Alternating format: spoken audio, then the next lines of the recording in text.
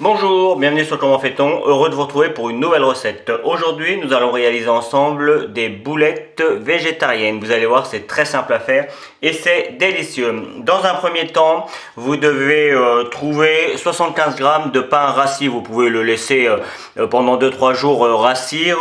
Personnellement, moi j'ai pris que la mie et un petit peu croûte. C'est du pain au maïs que moi j'ai utilisé, mais on pourrait prendre n'importe quel pain. Comme il est rassis et qu'il faut qu'on travaille, on va quand même le travailler un petit peu en lui rajoutant un petit peu d'eau. Juste histoire de le réveiller un peu et que ce soit plus facile après pour travailler. Mais vraiment, allez, je vais mettre 5 centilitres. Hein.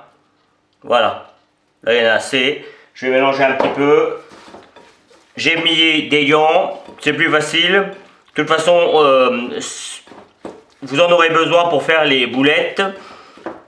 Enfin, c'est mieux d'en avoir. Après, si vous n'en avez pas, si vous avez les mains parfaitement propres, c'est bien. Et vous voyez, hop, je fais en sorte qu'il y ait de l'eau partout dans mon pain. On va rajouter des œufs, donc ça aura encore le temps de travailler. Mais ça va faire son petit travail. Voilà, ça c'est la première étape. Étape 2, on prépare les fromages. On aura besoin de 50 g de parmesan que j'ai déjà mis parce qu'il était déjà râpé, je l'ai acheté râpé. Et on a besoin également de 50 g de tome de brebis, la tome de brebis que vous souhaitez. Et par contre, elle, je l'ai achetée entière et pour la râper, j'ai simplement pris une petite râpe assez classique et je viens râper comme ça. Je fais pas tout, mais vous avez vu, hein, c'est suffisamment fin pour qu'on puisse mélanger tout ça par la suite. Alors juste, j'ai pas précisé, pour le pain évidemment je l'ai découpé en petits morceaux et le plus fin possible, c'est plus facile à travailler par la suite. Donc on a besoin également d'une gousse d'ail. Moi comme d'habitude je la coupe en deux parce que j'enlève le germe à l'intérieur. Vous voyez, il y a un germe qui se trouve au milieu là. Donc pour l'ail, eh bien c'est pas très compliqué. Vous voyez, on appuie fermement. Voilà, et puis après on vient hacher tout finement. Le plus finement possible. Alors on évite de couper les gants. Évidemment, on pourrait le râper également avec, comme pour le fromage. Mais moi, sur le coup, j'aime bien trouver des petits morceaux d'ail. Je trouve que c'est plutôt bon. Donc je le fais le plus fin possible. Vous voyez, je ne vais pas faire toute la totalité pour que la vidéo ne dure pas trop longtemps.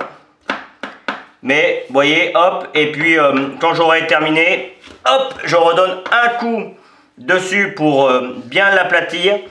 Et là encore, pour que ça se mélange le mieux possible à notre préparation. Besoin d'une cuillère à café de basilic, donc une cuillère à soupe de menthe.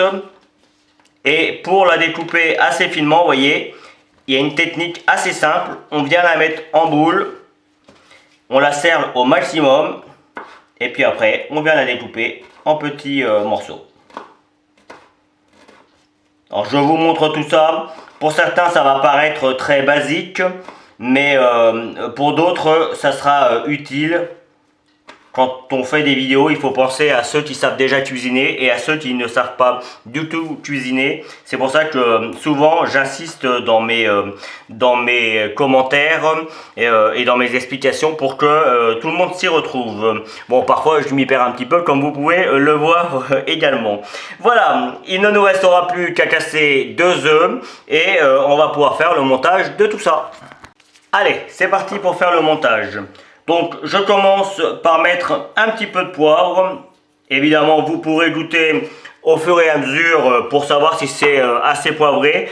Je ne vais pas rajouter de sel puisque le fromage est suffisamment salé, donc il n'y a pas besoin de rajouter de sel. Hop. Donc je rajoute le fromage, les 2 herbes, hop, et l'ail écrasé. Et à partir de là, je vais commencer à travailler tout ça. Et comme moi j'ai des gants, je vais me permettre d'y aller directement avec les gants. Une fois que l'on obtient quelque chose de parfaitement homogène, on casse les œufs et on vient les rajouter un par un. Donc j'en mets un. Alors là j'ai pris une cuillère en bois, juste le temps de mélanger et je finirai encore avec les mains. Mais pour mélanger les œufs, c'est mieux de prendre une cuillère en bois. Donc là, le but, c'est de l'intégrer parfaitement. Alors moi, comme vous pouvez le voir, mes œufs sont bien jaunes parce que ce sont des œufs de la ferme. Hop! Il ne nous restera plus qu'à faire chauffer l'huile, mais moi j'aime bien laisser reposer ça au frigo pendant 1 heure, le temps que le pain commence à gonfler un petit peu et que tous les éléments se diffusent les uns dans les autres. Je rajoute le deuxième et je recommence l'opération. Maintenant, il n'y a plus qu'à laisser tout ça au frigo et il ne nous restera plus qu'à faire des petites boulettes et à passer tout ça dans l'huile, tout simplement. Bien. J'ai mis à chauffer mon huile.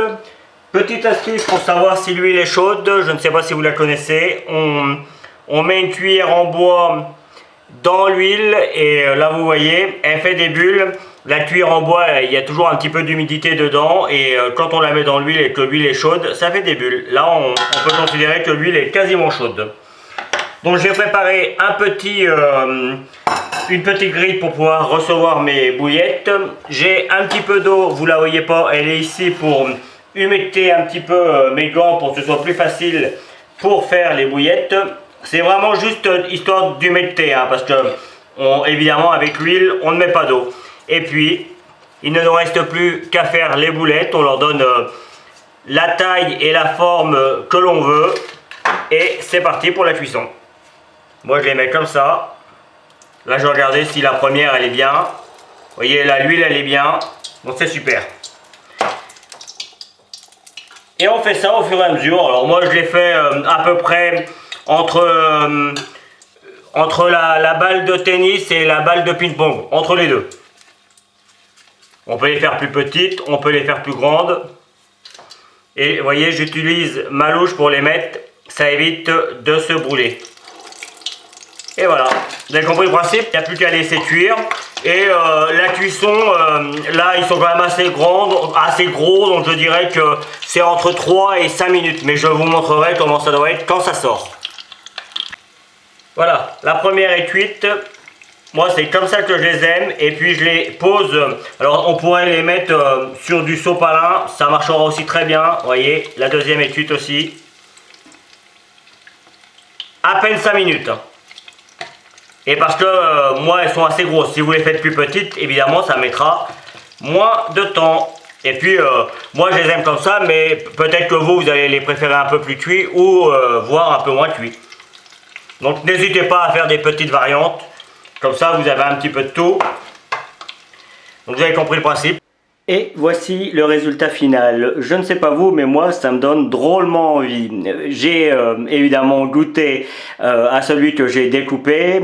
Comme vous pouvez le voir, à l'intérieur on voit bien le fromage qui fond, bien qu'il ait déjà refroidi un petit peu, mais on voit bien le fromage qui fond, on voit bien les herbes, et puis la structure avec le pain, et puis la partie un petit peu dorée avec la friture. Je peux vous garantir que c'est vraiment très bon, mais alors à manger bien chaud, hein. Il faut que ce soit bien chaud. Dès que c'est fait, on les met sur la table. Ça peut être accompagné d'une purée de pommes de terre, pourquoi pas, mais ça peut aussi accompagner des viandes. Bref, ça peut aussi se manger comme ça. Moi c'est comme ça que je les manger.